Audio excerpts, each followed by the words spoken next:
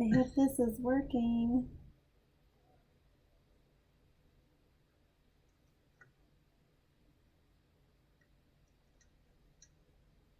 I think it's working. Yay! Hi, everybody. Sorry for the delay. Sam's not here to tell me when to start speaking. I am very excited for today. Thank you all for joining us. We've got special guests on, and so I want to flip through these announcements super duper quick. And you all know our virtual series today, and I'm going to leave it up for another day. You get a special double feature with 3 syllables of shame, and Zoom date is back. Yay! So after this wonderful interview, click on and watch 3 syllables of shame and Zoom date. Even if you've already seen it, watch it again. They're so good. And how cute to celebrate our Valentine's Day. And then let's see if you know Sam Jam Fallen Guys and Dolls, obviously you're grounded. And then check out the rest of our virtual play series on our Facebook page and on our website. And also, don't forget from last week, the book Auditioning, What They Say When You Leave the Room. I'm very curious. I'm going to get that. I'm very excited. So today we have our very special guests, dear friends of mine, actually responsible for me being at Kentwood. And I'm excited to learn all about them, how they started at Kentwood, how they met. So let's bring on Elizabeth Bouton Summerer and Shawn Summerer. Yay. Hello, everyone. Hi. Happy Valentine's Day. Happy Valentine's Day. Here, cheers. Cheers. Cheers. They decided to wear green. It's the luck of the Irish. I love it. We need a little luck. I feel like with my red and your green, we look like Christmas. Yeah, I thought about wearing red, but he'd already had the Zelda shirt on, so I figured that I should just wear green and match him. And It's, Zelda wins every time. Zelda does. Zelda always. 1000% all the time. I agree. Hi, Katniss. Katniss is also ready to join us right on cue. I am so excited for those people who are watching that don't already know. Okay, yes, come up here. My goodness. Shawn directed me and Dracula, my first show at Kentwood, and Biddy produced it. And I had such a wonderful experience. I was like, tell me more. And I have never left. So for 10 years, it was really a ton of fun. I'm still friends with almost 10 years? It's been 10 years? Over 10 years. We're coming up. I know. What's weird is that we've all stayed the same. That's the weird part. I don't know. Exactly the same. Yes, exactly. Exactly. So something quantum, we don't age. Yeah, so that's crazy, but it was such a great experience, and I stayed. And I also recently learned, as in a few minutes ago, when you first did your show video at Kentwood. Oh, yes. I did Nonsense in 1989. Oh, my gosh. Sister Mary Amnesia. Yeah, that was my first show. Of course you were Sister Mary Amnesia. I wanted Robert and Hannah, and they cast me as Amnesia. I don't know what that tells me. No, because you're freaking hysterical, and that is brilliant. I love it. Oh my gosh, that makes me laugh so much. And you just gave me an idea. Anyway, so I would like, Shawn, when did you first join? Were you right around the same time? No, I joined in 2007. It was right around the time we started dating, actually. It was my first show, Follies. Directed yes. by Ed Cotter. Yes, I see pictures of the Follies show all the time, too. I didn't realize that was your first one. So before we get into Kentwood and how you heard about it and all that stuff, if you could each give a little brief history about where you're from, how you got into theater, the Reader's Digest version of your lives. First. I'll go first. It's pretty quick, pretty short. I grew up in Michigan. My mother was a former music director and theater director for kids before she ended up having kids and decided to stay at home with the kids. But then as we got older, she started to get back into theater. It was always part of our lives. We were always in music, always in theater. I like to say my first show was playing the letter K in preschool because I was the letter K of the alphabet. That, yes. And I've just stuck with it really my entire life. It was something that I did all through high school. in college, I kind of got away from it for a couple of years, but then by the end of my 4 years at USC, I did the production Patience, Gilbert and Sullivan at USC, and then got into community theater after I graduated, and that's when I met Biddy and everybody else in our little circle, and grew from there. I love it. Me, I've loved theater since I was a little girl. I was born with blonde hair, ironically, and I loved Alice and Alice in Wonderland, and I would put on little plays and music like in my entryway. Was hooked. Did theater all through high school. In college, I actually went to Chapman and majored in opera there because I had a scholarship, but I would have rather probably done the theater program, and came back to performing out of college about a year later, and I just have been going ever since, and it feels weird not to be able to do it. I grew up in Bakersfield, California, and moved down here to go to Chapman in '93, I think it was. Probably just really aged myself, but that's okay. So yeah, I've always loved it. I've played piano since I was 4. Oh my goodness. That's a good player, but it just means that, and I play clarinet as well. So music has always been such a huge part of my life, and theater kind of has correlated there. So absolutely. And little known fact, Biddy and I also have a friend in common from your growing up and my college years, Dan Moore. So hello. Yes. He lives in Virginia. Hello, Dan, if you're watching. Doing very well, actually. So yeah, I love the small fishbowl that is theater in this world, that we could be so connected across many states, all, and then find each other, moving out here. I love too, Biddy, that you bring up music, because I didn't know that you studied opera, but it does not surprise me at all, because you have such a well-trained classical voice that I'm like, of course you majored in opera. But one of the things that I feel I was first really attracted to is your love of music, and then also, Shawn, your use of music in Dracula. So it obviously, and then finding out you also did musical theater, obviously has a huge impact in your life and speaks to you. And I feel like it's really important. I know I'm throwing this at you because normally I didn't say we were going to talk about this. But how have the arts and theater and music impacted you in other areas of your life? Because I know both of you do things outside of performing as well.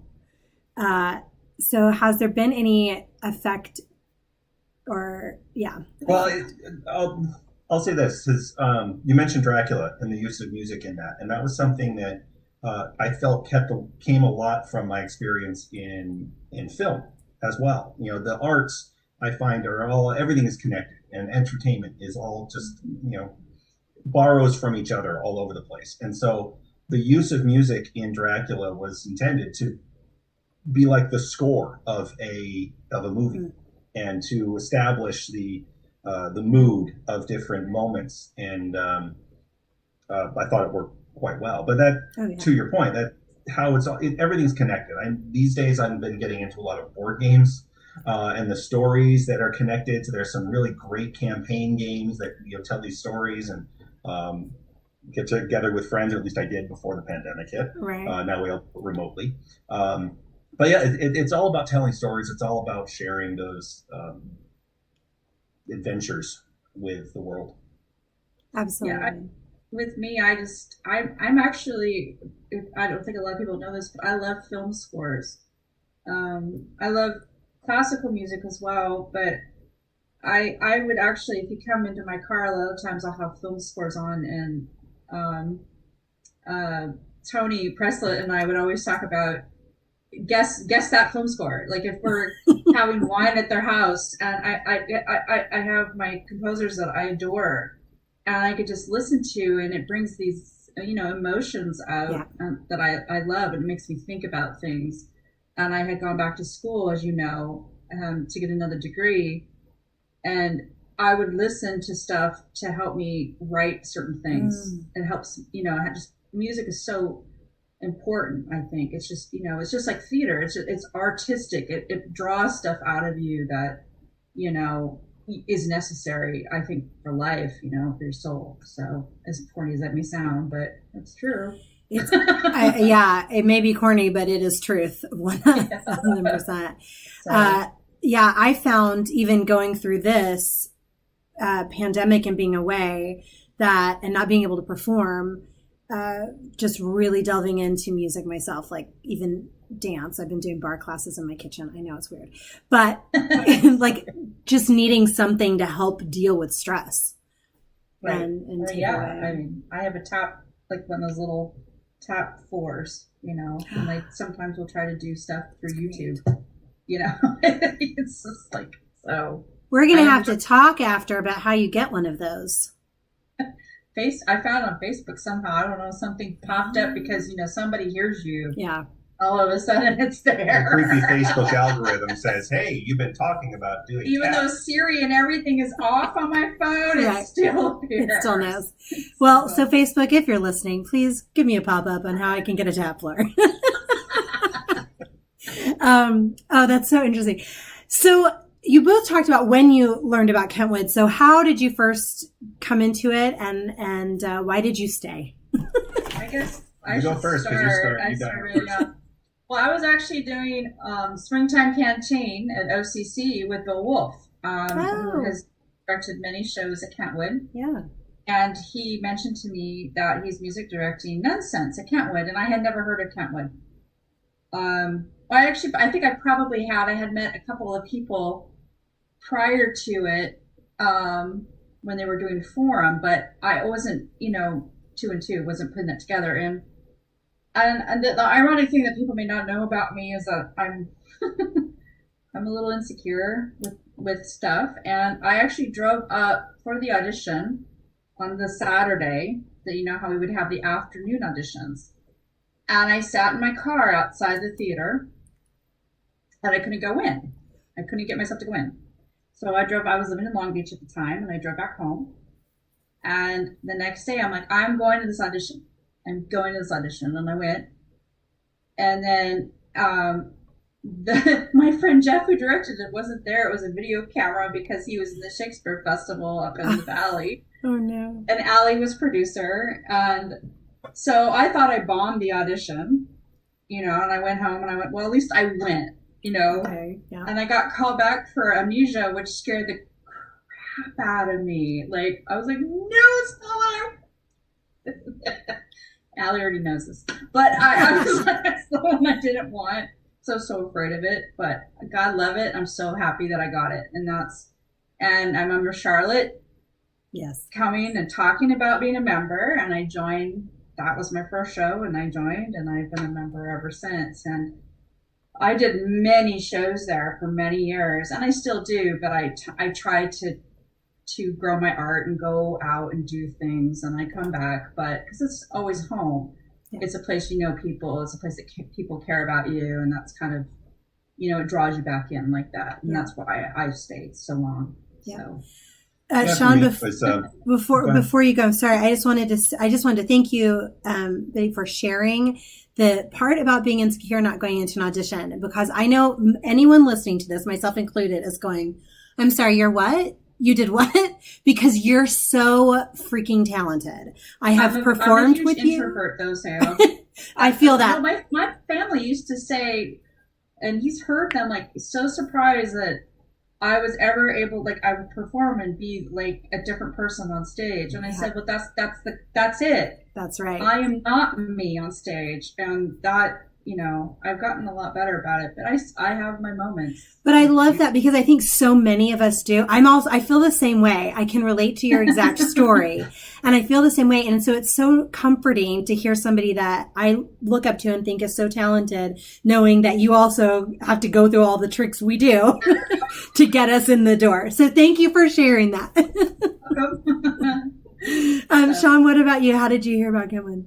Well, for me, like I said, after college, I was going around community theater scene, and met Biddy and her troupe, which included John Sparks, Alison Matiza, Nice. Marie Madera, a few other people, and we were doing. It was a couple years after I'd met everybody. We were doing "Annie, Get Your Gun," and that's when we first started dating. That was a by the show way, we during that show. met at Westminster. Well, no, not that we met. We met prior to that. We But met it during was at the Sweet same Charity. theater we Same met. theater. But then it was during that show that I was like, well, I don't know what we're going to do after this. And it was Alison Matiza who said, hey, you should come up to Westminster where Follies auditions are coming up, and you should come try that out. I said, okay, sure. I don't know the show, but why not? And so I auditioned for it. And here's the story. And Ed Cotter, who's passed away, God love him, Yes. right, did not cast me. I was not cast in the show. Okay. And I was like, okay, well, whatever. So be it. It is what it is. He asked me in the audition if I would cut my hair because I had long hair at the time. And I was like, well, no, I'd rather not. It's all grown out. I'll wear a wig if you want me to. And anyway, did not get cast.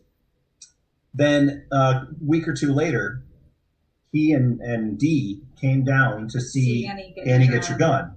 And I will never forget, because classic, where you're standing out in the lobby afterwards and the audience comes by and says, oh, great show, thanks for coming, whatever. And Ed comes around and he looks me right in the eye. He pokes me in the chest. How'd you like to be in Follies? And I was like, sure, Ed, thanks. Oh my gosh. So that I was in the chorus and I was a waiter, and that got me in the door. You and Matt Allen were the little Oh. dancer dudes that were super Matt tall. Artson, yeah. Matt Artson. I love that. Yeah, and I did soft shoe for the first time. Stumbled my way through it. Wow. It was fun. But anyway, that got me going. I joined. Then we ended up doing a couple of. We did Drood after that. Edwin Drood was after Yeah. that, and then I think really kind of established me there. Yeah. And I started to think, okay, what else can I do? And so, like you said, what kept me there was the opportunities to continue to grow the art. And then I directed Dracula. I was on the board. I was on the board for a couple years. Yeah. And it's just, to me, theater has always been, it's never been a career path of mine. And I know that that's different from a lot of people that get into it, especially in Southern California. But for me, it's always an outlet. It's an escape. It's a way to get away from your everyday and do something different, something with a little bit of creative flair to it. And so having an established place like Kentwood, where I feel comfortable and people know me and I can go and do that thing, is really great. So Yeah, absolutely. It's interesting. I want to actually talk a little bit about Drood in a second, but it's interesting. We hear the same things pretty much from everyone we interview from Kentwood, and that is that feeling of community and opportunity to grow as an artist. And I feel like it's a safe environment in which to do that and to follow like the different things. I mean, right out the gate though, Biddy, you're put out of your comfort zone and having to do something you didn't prepare for.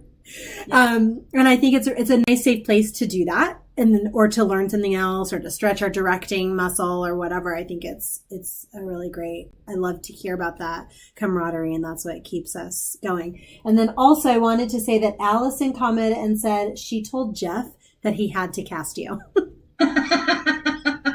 She told me that before. I love it. I love it. It's so great. I mean, she knows. We've talked about it. I'm like, I was so scared. I was like, ah. And the other two girls that were called back who were amazing. One was Kristen Towers Rolls, who was Leah, which maybe she's casted it, but very talented. They went up for the high note, and I was singing. If nobody knows Swingtime Canteen, but it's literally the Andrews Sisters. It's based on the Andrews Sisters, and I was singing in the basement, like the lowest of low. And I know that if I try to hit that high C at this point in my life, it's not going to come out very well, if at all. So I sung what was written, not what they did. And I'm like, at least I got it. And I was like, that was one thing on the fly. I was like, I can't do that. I know I can do it, but right now because I was in production of the other show. I was just no way. Like my muscles were like, mm-mm. Right. Yes. So, oh my goodness. And that's so great with the training, knowing your instrument so well, where you're like, yeah, not today. Not today. But still knowing how, as a musician, knowing that craft, knowing how, what to do, you know? So, I love that. So talk to me a little bit about Drood and doing that show together. And then have you performed much together in the years? Yes, actually, when we first met, ironically, we met in 2004 doing Sweet Charity. He was brought down, thankfully, by somebody who he was kind of dating at the time. We went on a date or date. But that's when we first met, and that was the first show that we did together, and it was a large, like, lovely ensemble effort, and we played multiple roles in it, and it was a lot of fun. And one of those classic musicals where there's a ton of small bit roles and the chorus fills. Yeah. And we had a relatively small chorus, and so everybody was doing everything. 5, 6, 10 different characters over the course of the show. Yes. I played 2 different waiters and a cop. Oh my goodness. You played Big Daddy too, though. Well, that's Big kind Daddy of was a amazing. song. I mean, yeah. So, anyways, that's when we first did that, and then we did after that. We did Company together, directed by Kirk Larson. I love And Kirk. then we did The Man of La Mancha was in there. oh, we did Man of La Mancha, where he was Pedro, and we would laugh. I would laugh every time he'd be over me because I was Aldonza. Make me wait. On the rape scene, and he's like over me, and I'm like laughing on the table, which the audience couldn't see because I was just like, I can't. And then, and then we did, and then Annie Get Your Gun was the one that we started dating, and that was in 2007. And so we've done quite a bit together. But ironically, since we've been married, we have not performed a lot together. No, we haven't. We've done a number of shows together where I was directing, you were producing. Yeah. We did the director's workshop for Allie, which we were separated with you. Yep. Right. Dinner party. But we're separated. I don't remember if our characters separated in that, or we were all arguing with each other. I don't remember. Yeah, I feel like everyone was Maybe separated. Yeah. Yeah. But then you were in Woods that I directed. Yeah. And you helped and you were in Miracle Worker. Miracle Worker. Yeah. Miracle Worker. Yes. That's so interesting. That's funny because you just named all these shows you guys did together, then started dating, and then you have Drood, and then we're gonna get married, no more shows. Well, part of it, and look, I'll take the credit for that. She's continued to do quite a few shows, whereas I've stepped back from performing quite a bit. The last show that I performed in was Forever Plaid at Costa Mesa, and that was 2011. Yeah, 10 years ago. Really? That was the last time you performed on stage? Yep. Oh, wow. Other than maybe a couple things here and there, like I jumped in for a weekend in Miracle Worker, like an actual show. That was the last thing I've done. Interesting. I just stayed back behind the sines. I've built sets. Yeah. I've directed. Absolutely. I like to do different things. Yes, you do. I think for me, there's a little bit of surprise there because you you and both of you and John did the workshop where you did the carousel in 30 minutes or something like that. Yeah. Carousel in 30 minutes or less. That was which was that was hysterical and brilliant. That was a last minute kind of thing where we threw together, which we were like, what are we going to do? Which was so much We're fun. booked for the workshop, and whatever it was we were going to do originally, something fell through. So we're like, well, we're booked. We got to do something. What do we do? It was so tracks and stuff. So we just cut it and made a I don't think we were originally going to do a comedy on it, ironically, but as we were putting it together, I just realized that doing it that fast, it has to be slapstick and funny. It's just. I think we figured it out in the parking lot right before we went on. If you want to know the honest truth, we knew we were going to do carousel, but we didn't know exactly how we were going to and we just figured like during the meeting, the membership meeting, and we were like out there, and Kirk was in the booth for us, and we just go, okay, this is what we're gonna do. It's just gonna be really fast. It's gonna be, yeah. And it worked. I love it. One verse of every song. Okay, move on. Move on. I have to say, you guys, so for the kids watching at home, you can only pull that off because you know your craft. Because you know your shows, you're great performers, you keep going. Hi, Candace, she agrees. And and that's why you're able to, this is what we can do because we've got this in our wheelhouse. So, yay, I love that. Shawn, you bring up something interesting, talking about working backstage too, doing directing and designing. I want to make sure and highlight that because I know you've done quite a bit of designing and design your own shows, or at least co-design or work on them, whatever. Is there an aspect that you like better? Is there something that has drawn you into that more? Do you prefer directing? I don't know that any one aspect of it stands out to me as something I prefer. It's just I like the variety of it. I certainly know what skills I have and what things I can contribute. You would not want me to be a costume designer. Noted. Okay. Or even set decoration is an area that is. He always says, "I'm not paying the set." I don't know. Right. You do whatever you want. You do it. But I do enjoy like the engineering challenges of like figuring out how you're going to spin a bookcase and raise a platform into rafters while also having 20 locations in Young Frankenstein. Yes. Thank you, Allie. or more recently, even Pippin, trying to figure out how to take a full set and have it drop down into nothing in 2 seconds. In 2 seconds. So those are interesting challenges that I like to try to achieve.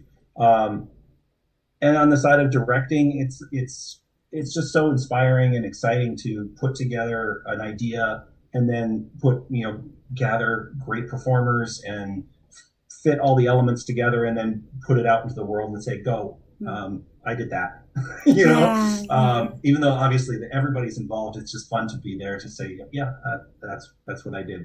But then also just the simplicity and for a lot of performers, you probably would be like, simplicity, what are you talking about? But as a performer, being able to just focus on what you're doing as a performer. And for those people who have been in shows with me, you'll know that that's what I do when I'm performing, is I rarely talk to people backstage. I've been told that I'm actually a little standoffish, and people wonder what I'm thinking about their performances when I'm backstage, and I'm like, I don't know, paying attention to what you're doing. That's not. I'm focused on what I've got coming up next, right. and whether I'm going to go out there and do the best thing I can do, and then whatever the whole performance is what it is. I'm not worried about everybody else. Right. Absolutely. Well, exactly. And you can't be. You got to do your thing. I love that. And I wanted to say also about the engineering, I had so much fun when we were doing Dracula, figuring out the magic of that. And I loved, it almost felt like childlike, your enthusiasm and excitement for putting that together. It was very contagious.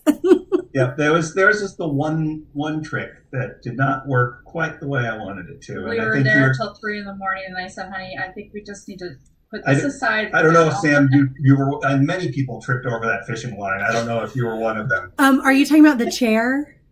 Or the fishing line. The bat flying out? The stage. Right, for the moving of the chair or for the bat? No, it was for the bat. For the bat, yeah. I'm a hobbit, so I was able to always just walk underneath. But I do have to say, funny enough that you bring that up, because when we had Tony on, we talked about that, and Melody shared a story about her son Logan, who was a theater kid. So he knows all the tricks and knows that the magic of theater.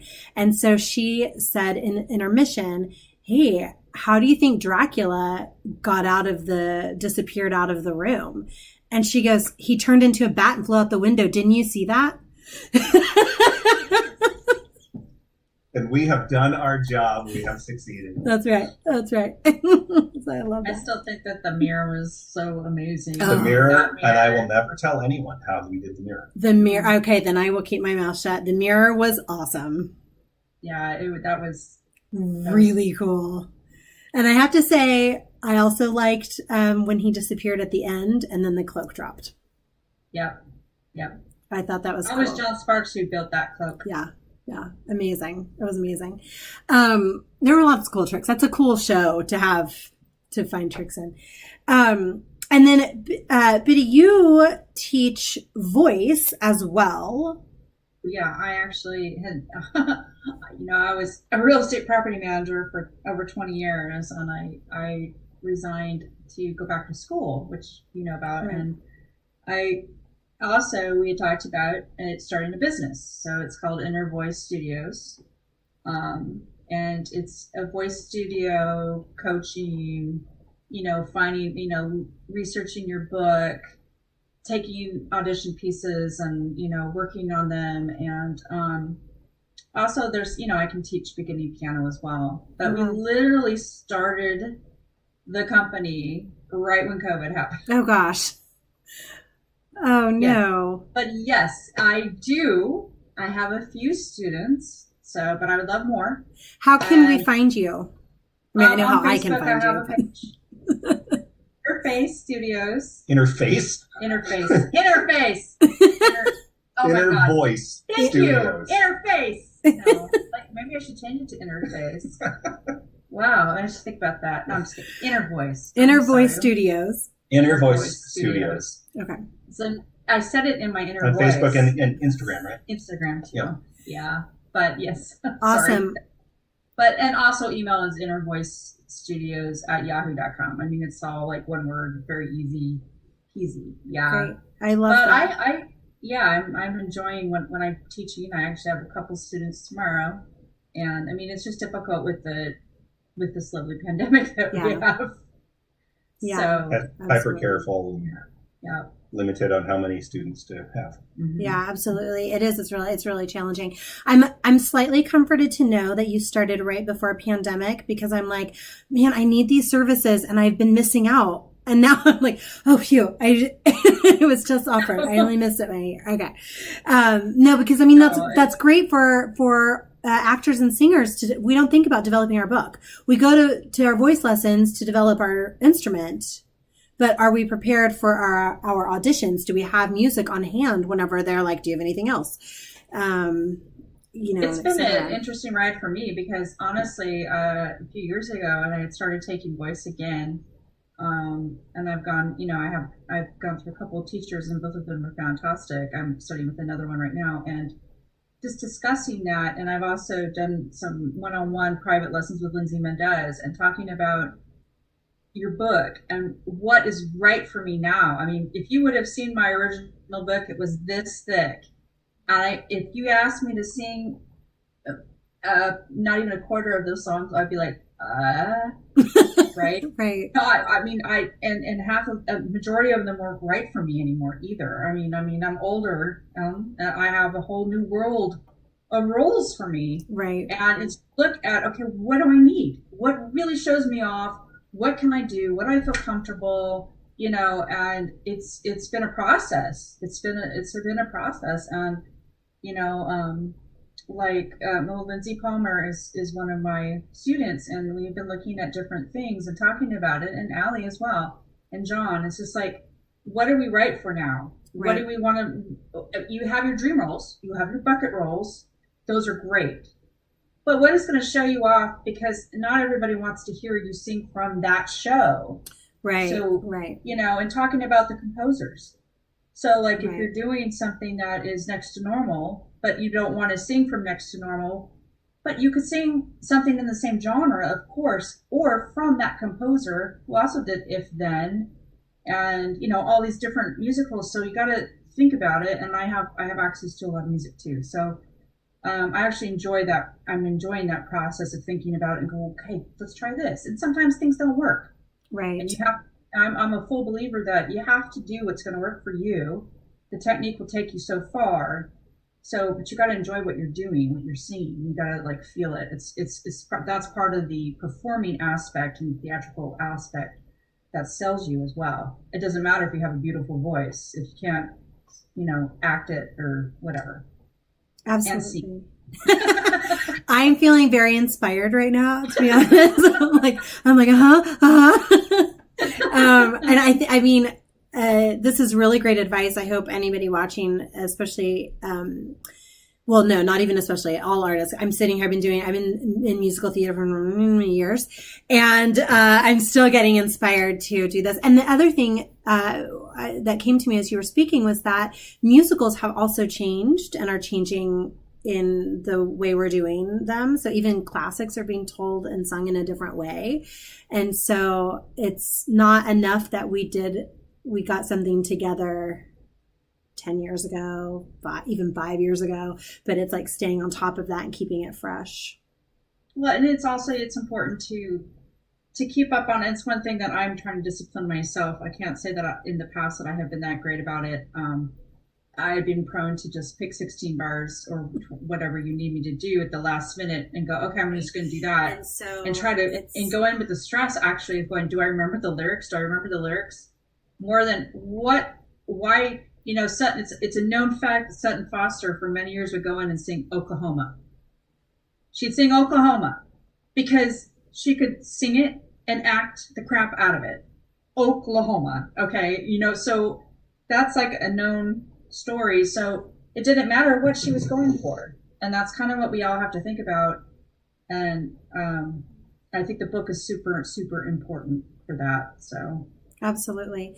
I wanted to share a few comments while you were speaking about this very thing. Well, first, I'm going to just throw in here, Sam Giafala is cheering on the Zelda shirt. So thank you, Shawn. But also Lindsay Best game ever made. Agreed. Which one is that? Is that Ocarina of Time? Into the Past. Into the Past. Super Nintendo. I bought it at Target. Nice. And now we know the secret. Lindsay also said, Biddy's my voice coach and she is amazing, all caps, exclamation point, and then laughed at Interface. That's what we all did. I love that. No, I said that. Interface. Oh my gosh. Well, now we'll never forget. Well, now people will go, Interface, nope, voice. Inner voice people. Listen to your inner voice. I love that. I think this is great. So also obviously theater, musical theater, has been a part of your lives for a good chunk of your lives here. And now we are stuck in pandemic. Yeah. Everything stopped. It's going to be a slow start coming back. And, as we all know, as I'm sure we've all been in the same boat, we all have subscriptions to Netflix, HBO, CBS, the list goes on. Now you can even watch movies on IMDb. So, when we come out of this, how important is it that we bring back live theater, or are we just at the point going, well, you know what, now we can stream everything in our TVs at home and that's just where we are? What do you think? There is... And this has been the case since before the pandemic, when you would talk about going to a movie versus going to live theater. And there's an energy that exists in live theater that you can't get anywhere else. Mm-hmm. It is unique to that space, both as a performer, but also as an audience member. And that experience of being, in many ways, the audience is part of the show. Yeah. They're reacting, they're laughing, they're clapping, whatever it is that they're doing. You can even feel those nonverbal energies, like in the middle of parade or the end of parade, when it's extremely sad and uncomfortable, but you feel that energy from the audience, and it feeds the actors on stage, and it all becomes one big performance with everyone involved, and that is unique to theater. Yeah. So when we come out of this, theater has to return because it's something that you can't get anywhere else. I agree. I mean, he summed it up pretty well. I mean, I think that even for performers, I mean, I know that you do a lot of film and a lot of television and that type of thing. I haven't done as much of that. And I know that the things that I have done, although honored and humbled to have been asked to do some stuff over Zoom during the pandemic and doing plays and or fundraising events, it is more terrifying to me to hear that silence on the other end as a performer than, I mean, I found that myself going, am I doing a good job? I mean, and as we talked about earlier, I am quite an introvert and insecure person, and I would come home to him and I'd be like, I feel so like I don't even know what I did. I can't even watch it. I can't because at least on stage, if I feel their energy, if I feel some type of physical aspect, but as an audience member though too, it's the same thing. You don't get that with a TV. You don't get that with a computer. Right. And I just think that as humans, we need to have that. I mean, especially right now. So. Right. And I feel like part of that, what you just shared is not the applause at the end when we're taking a bow, but it's the reaction and kind of like how you were talking about, Shawn, during parade. It's that reaction from the audience of hearing the sniffle or the laugh or whatever that or the sharp intake of breath, happens. Yes. Yeah. Where we're experiencing something together. You're with me, and that right. That's what is so exciting about that. Absolutely. And I keep having this conversation because I want us to keep putting that out there and to keep focusing on it. And I love hearing everybody's, I mean, you both have brought up things we haven't even talked about, and just that, well, I guess we've talked about in the bonding sense, but the way you spoke about it is very different. And then before we get to our end, because I know we have to wrap up, but we talked about you all working together. I personally think you both work so beautifully together, and you're just the cutest couple. And I told this to you before, and the reason why I put the Edwin Drood picture up on the announcement of the show is because I used to look at that picture in the Kentwood green room all the time, not just when we were working together. Anytime I was in there, I would always look at it and go, oh my gosh, they're so cute. And it's a funny picture because you're not looking at each other lovingly. It's like you're in an argument in the show, but like I can see a connection and a bond. So I'm curious, when you work so much together, even as director and producer, actors together, what is your tip, trick, secret to working together and also being a married couple? Like we communicate really well, I think, for the most part, just in our lives. He gets me to talk, okay? He gets me to communicate. And I think part of it, like when he's like, Frankenstein was tough, and Al already knows this with that set, and he had a few moments where it was really, now I was in the show, I wasn't producing it, but I was involved in the show. And there was one day when he really had a hard time, and it was just being able to like talk about it and work it out. Yeah. And when I produce for him, it's the same thing. It's like, okay, let's, like with everything, as you remember, during Dracula. And so Allie and I worked together extremely well as producers because we were both able to handle different aspects that one of us doesn't like and the other one doesn't like. So the other one doesn't, so we work really well at that. But with that whole situation, we had to sit and go, okay, wait, let's look at this. Let's, and talk about it and not jump to one conclusion or another conclusion and figure it out. And we're able to sit and talk about that calmly and sanely. I would say theater is a microcosm of social interaction, just in general, that what you experience in your day-to-day life is what you will experience in theater. And the same tools that you use to resolve conflict or drama in your day-to-day life is what you use to resolve it in theater. And often it's just communication, listening to each other, communicating, being honest with how you're feeling and the problems that you're running into, and then, and like I said, calmly explaining the situation, and then you find the solution to get through it. No production is going to be clear sailing all the way through it. Even some of the best experiences that I've had, comes to mind Into the Woods, I thought was a really great experience overall. Still had some drama. We had a few, I won't name names, performers that were more challenging than others. There was a few aspects of the set that did come together the way I truly imagined it would. But every one of those things you deal with, you talk about it, you're honest about it, and you get through with it. Sometimes I feel bad, like if you're, I find it always interesting when your significant other or spouse directs you. I think you feel more of a pressure to not do better, but like you want to know if you're doing okay. And I remember during Woods, I don't have a problem talking about it, but late at night, one night, as I was the witch, and I mean, I've done Into the Woods 5 times, but I played the witch twice. The first time was when we did it, and I was having issues with it. I was having some, actor craziness. And I remember going, he was in the shop, and I went out there and I just kind of lost it. I was like, I don't know what I'm doing. I don't know if what I'm doing is right.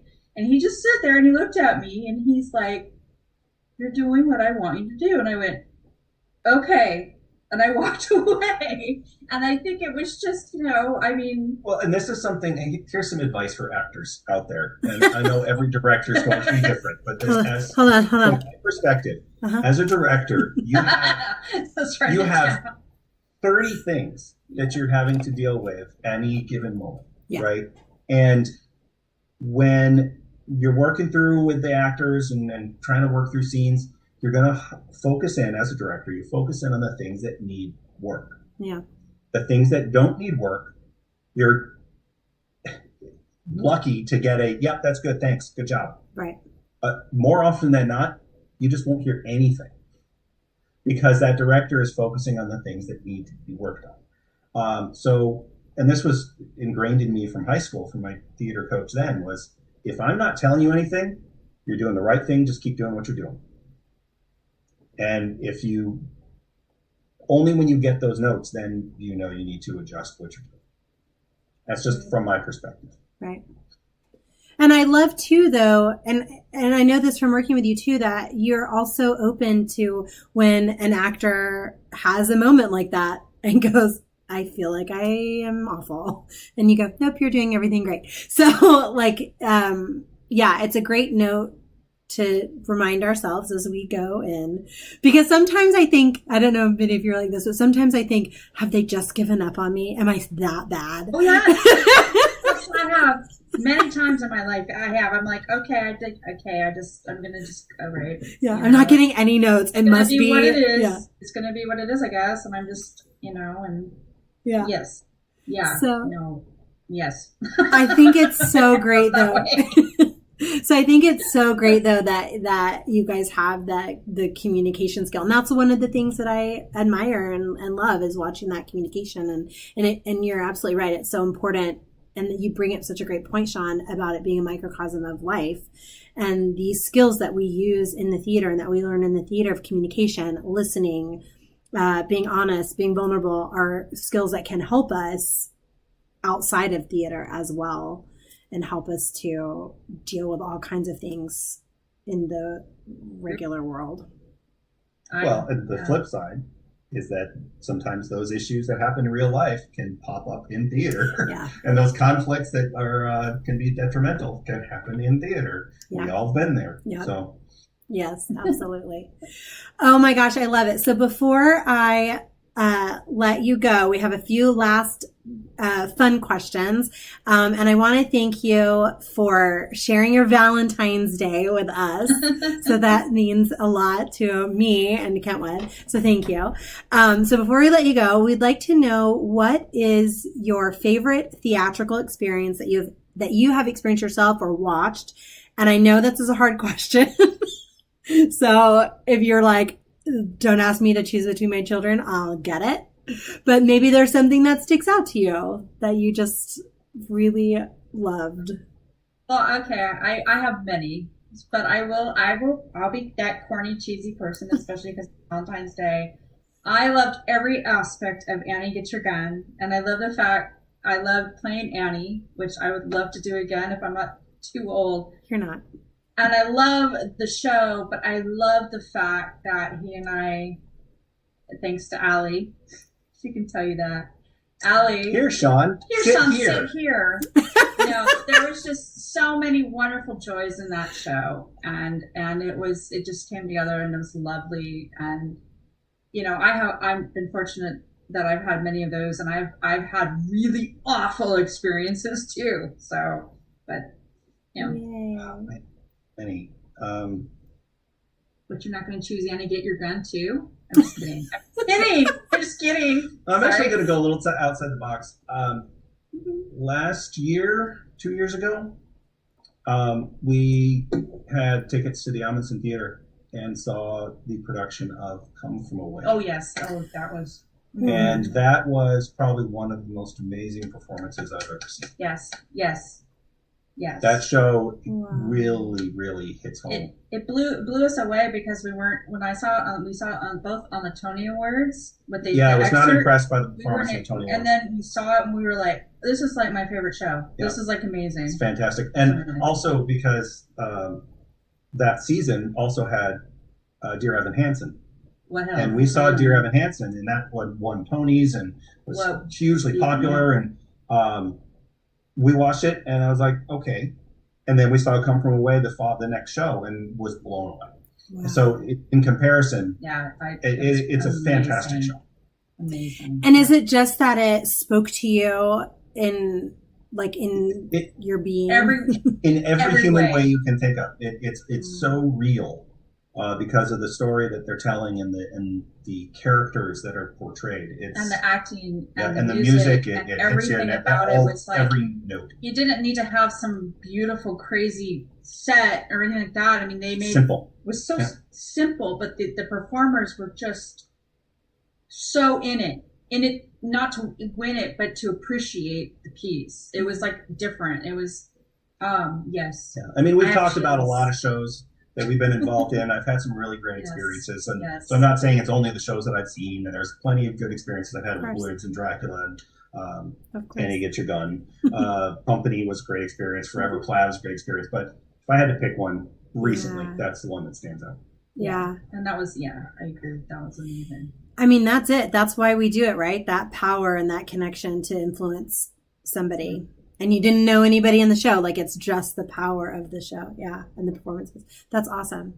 Well, on the flip side, this is our funny one. We like to ask your craziest debacle. Like, we know live theater, something goes wrong. Sometimes it's a show that goes wrong. You don't have to name names, but you're more than welcome to. You have a great one. I'm going to give you mine first because I know the one you're going to give. No, mine, I would date back to when I was 14, 13, something like that. Back in Michigan, a community theater in Kalamazoo Civic. We were doing a children's theater production of Snow White, I think it was. And I actually, because this is not necessarily something that happened to me specifically, but I'm on stage. It's this big throne room scene, and the prince is supposed to come marching in, and I don't even remember what it was all about. And we're all standing there, and I had my trumpet because I was playing the fanfare, and then nothing. And we're all looking at each other. Nobody. We're all kids. We have no idea how to vamp and figure out what's going on. And then it was finally like 5 minutes. It felt like 5 minutes. Finally, the prince comes running on. We find out afterwards he's... Oh, no! It's just cute. Oh, no. Oh, my gosh. I also, though, that's the worst when you had fanfare played and you miss your cue. Like, it's one thing if, you come on late, I don't know, running on stage. But when there is a trumpet that has announced your entrance, there's no covering. I may have played the fanfare again. I don't remember how we vamped and tried to figure it out. Oh, that would have been funny. That's great. Yeah. But I do remember there was somebody ran off stage to try and find it. Oh, gosh. Oh, my gosh. I love that. Anyway, tell your story. I love live theater. Oh, yes. It was a production of Bat Boy. I love Bat Boy. We did it with we had a track, which was a really awesome track, actually. Very well done. And it was a night that, God love him, he was a sound operator. And oh, no. Afterwards, I felt really horrible for him. But during the performance, so it started with the first number, so the whole big thing, and they're doing that whole ensemble number, introducing everything. And all of a sudden, the music stops. And I'm off stage. And I'm like, because I was Meredith, and I was like, and my friend Steven, who played Parker, he was the Bat Boy in the bag on the cart. And he was also the music director. And all I could see was him go, he was down like this, and all of a sudden you could see his body go, whoop, because it wasn't supposed to happen. Right. So happened then is he hits the button again, and it starts all over again. No. So this is a long, 10, 12 minute. So they start over again because they don't know what else to do. Oh, no. And then it happens again. No! They got basically to the same spot in the opening number. And it happened again.